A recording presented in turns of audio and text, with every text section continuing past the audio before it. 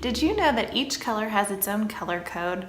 So today on Ask Ashton, I'm going to show you how to find that color code so you can be consistent throughout your marketing and branding. So let's go ahead and take a look.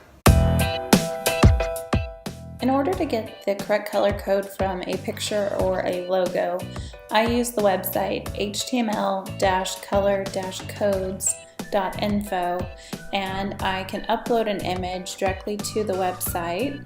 I'm going to do that now. And from here, I can select which color I want it to give me a code for. So on this particular one, I want the color from Ask.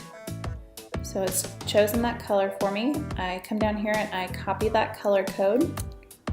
And then I can go over into Canva and I can change my color for questions to match Ask. So I'm going to come up here to the text color, add a new color, and I'm going to paste that color code into my color picker. And that's how you add your color codes. If you have questions about color codes or any questions in general, please feel free to put them in the comments below or give me a call. Otherwise, stay tuned for next week's Ask Ashton.